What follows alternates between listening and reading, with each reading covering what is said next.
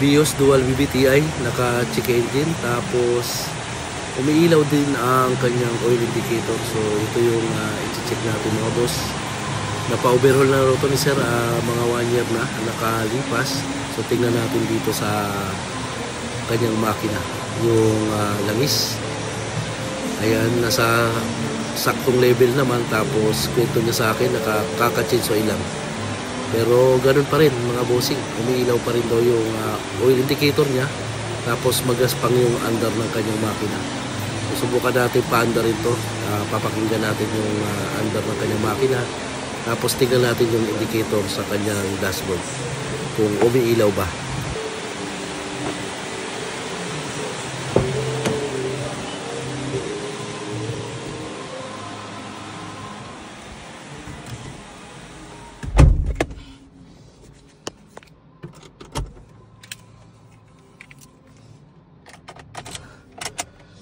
Ayan, tingnan yung check engine mga boss. Ilaw ng langis, oil indicator. So ito naging problem ni sir. Galing Pantagig. Start natin.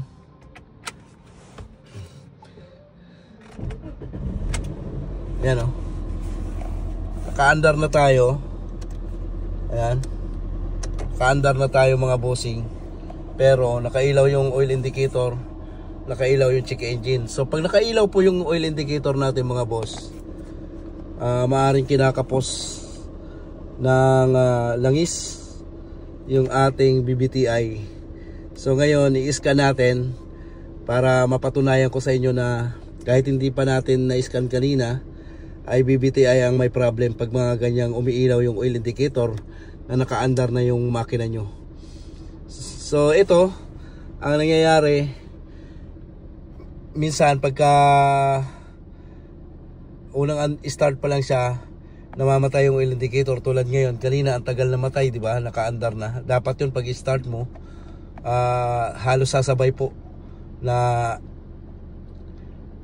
nag-o-off yung indicator natin sa langis pag naka-under na yung makina. So ang nangyari sa kanya, sobrang tagal. At may time pa to na hindi na talaga namamatay at gumagaspang daw ang under ng kanyang makina. Ngayon i-scan natin mga boss kung tama ang hula natin na P0012 o BBTi ang may problem kaya siya nag-check engine. So i-scan po natin. So may scanner na tayo. Yan, nangyayari to sa mga ganito mga boss, na problem pagka sobrang maraming oil sludge yung inyong mga makina. So ganyan po ang senyales na umiilaw yung oil indicator kahit bagong change oil ka na. So nag-check engine. Yan, ganyan ang mangyayari pagka marami kang oil sludge sa makina. Ang gagawin natin dito, at wala pa namang budget si sir pang refresh. So gagawin natin dito ay lilinisin natin yung yung oil pump strainer, BBTi filter at saka BBTi solenoid. So i-scan lang natin kung tama ba yung hula natin na BBTi solenoid ang may problem. So saksakan na natin yung scanner. Ayan, kung mapapansin nyo mga boss, sobrang gaspang yung under.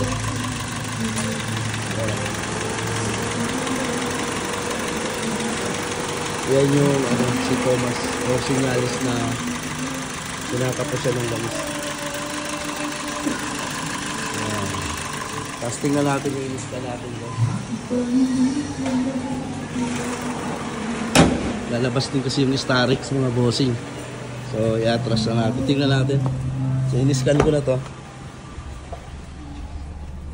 Ayun. Yan nga. Makita nyo yung lumabas mga sir. Camshaft position timing over retarded. Yan. Sa BBTi po yan. BBTi gear. Sa BBTi. So nagiging abnormal yung BBTi gear natin pagka kapos yung supply ng langis, kaya tayo nagkakaroon ng check engine. Ayan siya mga bossing. Pati BBTi nito, BBTi gear lilinisin din natin, solenoid tsaka filter. Ayan. Ayan na, kanina wala yung mga boss, diba? Ayan. So lumutang na ulit yung langis. Yung indicator. Ayan, pagka ni-rev mo, mawawala. Ayan, nagbi-blink siya. Ayan.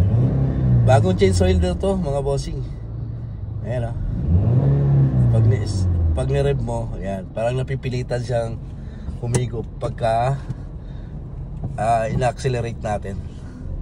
Alright, so atras ko lang to at lalabas yung ating Starex. Yan. So yun nga mga bossing, no, pagka ganyan nagkakaroon ng oil sludge, so medyo malaking trabaho.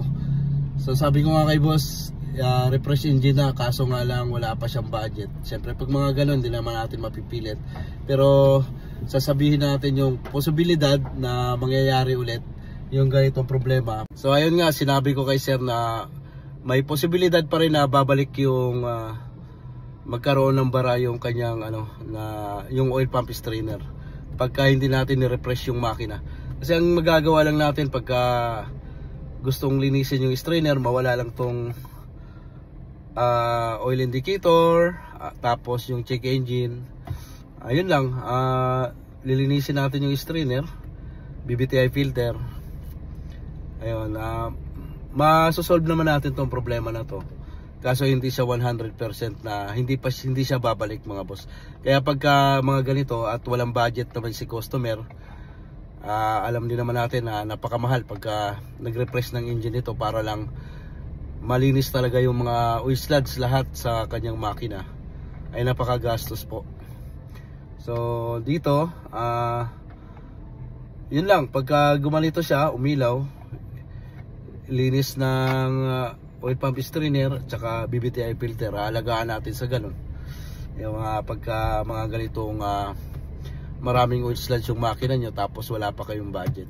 So huwag nyo pabayaan din na laging nakailaw ito, kasi mauwi din sa pagkakatok ng makina pagka pinabayaan po natin.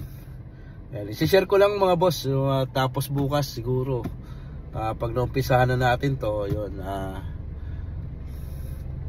gagawa tayo ng video ulit dito kung gaano ba kadumi yung oil sludge nito. Pero sabi ni sir, isang taon pa lang ay napa-overhaul niya na to dahil sa oil sludge, no? So inisip ko ba bakit ang bilis naman magka-oil sludge nito. Siguro nadidili lang si sir dito o wala sa tamang maintenance sa PMS, kaya nagkaroon ulit ng oil sludge yung kanyang BIOS. Yan lang mga boss, kunting sharing lang ulit. God bless po sa inyong lahat.